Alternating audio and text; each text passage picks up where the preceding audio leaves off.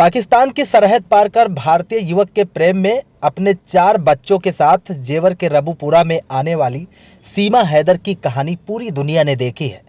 लेकिन उस दिन सबको हैरानी हुई जब एक वीडियो वायरल हुआ और उसमें कहा गया कि सीमा हैदर के घर पर खाने के भी लाले पड़ गए हैं।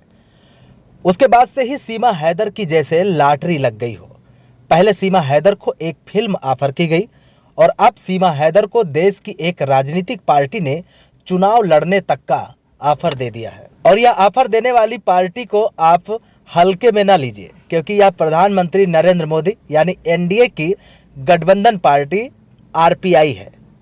आरपीआई पार्टी के राष्ट्रीय अध्यक्ष रामदास अठावले जो केंद्रीय मंत्री हैं वह हैं। पार्टी ने अब सीमा हैदर को प्रवक्ता बनाने व चुनाव लड़ने का ऑफर दिया है।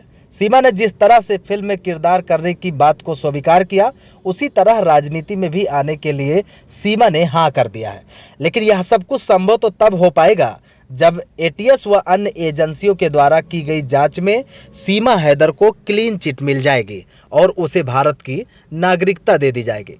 फिलहाल अभी ना तो सीमा हैदर को जांच में क्लीन चिट मिली है, ना ही सीमा हैदर भारतीय नागरिक है। सिर्फ प्रेम के चलते वह भारत में रहती है। इस खबर पर आपकी क्या प्रतिक्रिया है, हमें कमेंट बॉक्स में जरूर बताइएगा।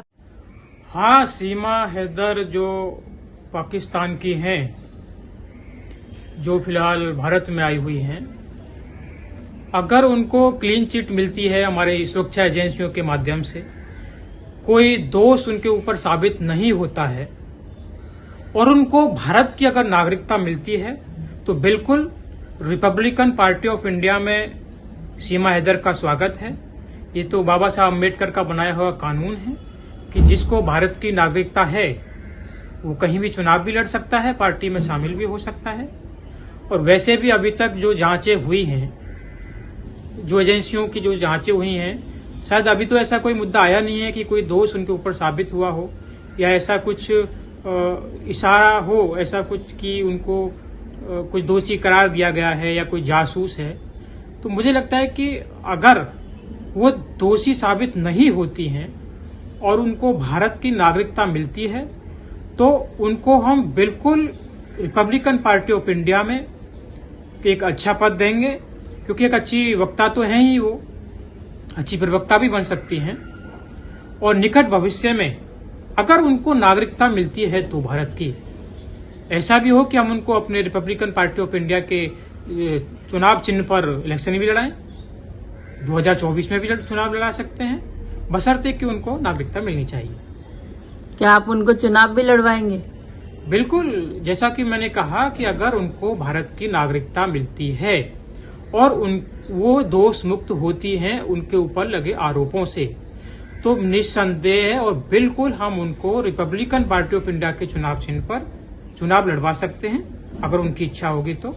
और मैंने उनसे मिलने की इच्छा जाहिर की है अभी, और अपने जो उनके जो नजदीकी आदमी हैं उनसे खबर पहुंचवाई भी है। लेकिन चूंकि अभी एजेंसियां छानबीन कर रही हैं, तो इसमें बहुत जल्दबाजी हम नहीं कर सकते हैं। हम अभी इंतजार कर रहे हैं। अगर उनके ऊपर कोई दोष साबित नहीं होता है और उनको भारत की नागरिकता मिलती है, तो बिल्कुल उनको रिपब्लिकन पार्टी ऑफ इंडिया में एक अच्छा पद दिया जाएगा और 2024 में उनको हम कोई भी चुनाव लड़ा भी सकते हैं।